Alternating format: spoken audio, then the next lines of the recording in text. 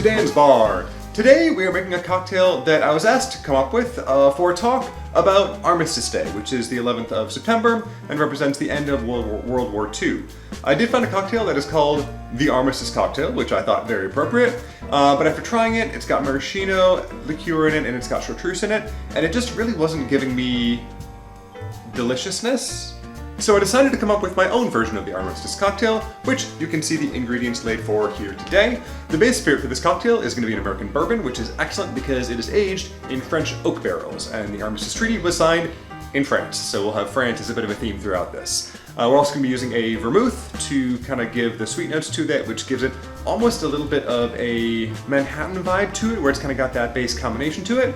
And then we're also going to be adding in a Pimento liqueur or an Allspice liqueur. I used to use Allspice Dram, they ran out of stock of that, and now this Pimento Dram works wonderfully for that, as well as a Creme de Violette. Violette is a kind of floral liqueur. Both of these are a little bit intense, and so we're going to be using only a 1/4 ounce each of the Creme de Violette and the Pimento Dram, and then a full 2 ounces of bourbon and 3/4 of an ounce of our vermouth. So that combination is going to give us kind of a nice balance of flavors, some earthy notes, some floral notes, some more woody notes, some caramely notes, and I think it all is going to work very, very nicely together in celebration of Armistice Day. So let's go ahead and get started. We're going to start out with a full 2 ounces of our bourbon.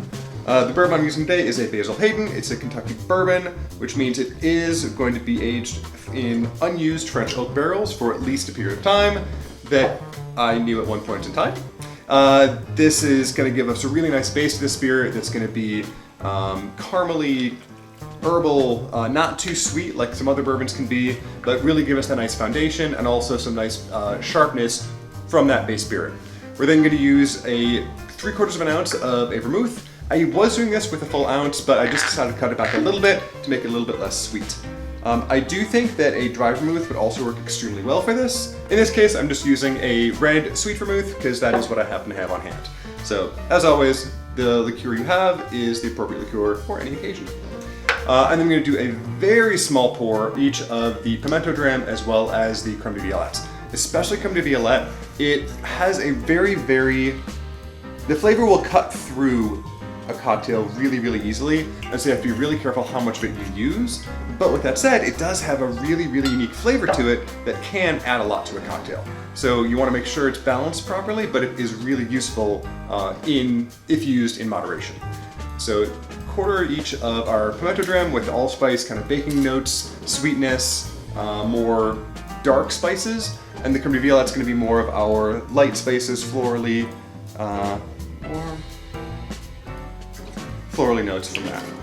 This is also going to give it a great color of almost like an iced tea, so it's going to really kind of go along with that World War II sepia kind of vibe to it. So all these things are going to work together to make a cocktail that should be very much on theme, on brand, and we'll go ahead and get that shaken up now.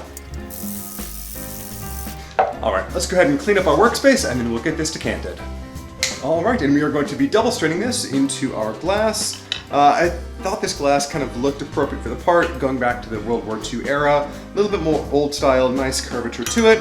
Thought it would work well. So we'll go ahead and double strain this cocktail in. I double strain just to remove any additional ice chunks that may come out through the strainer that's built into our shaker. And this is going to be a nice, hearty, hefty cocktail. Tonight may or may not be election night, which means this may or may not be useful for multiple reasons. We'll go ahead and get this out of the way and give ourselves a little taste.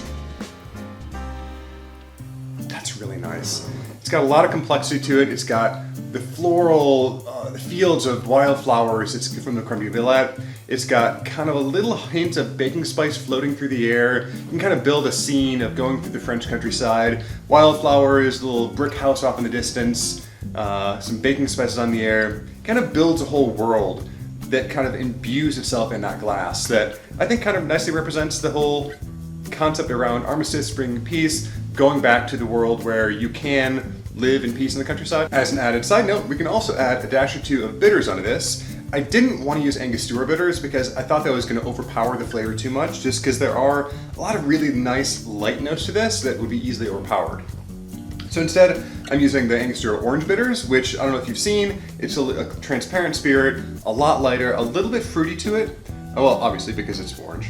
But just a few drops of that on top I think is going to add a nice subtle hint of the bitters, a hint of more citrus without overpowering the rest of the cocktail, which would be very, very easy to do. So this is the Armistice Cocktail, give it a try, and until we drink again, cheers.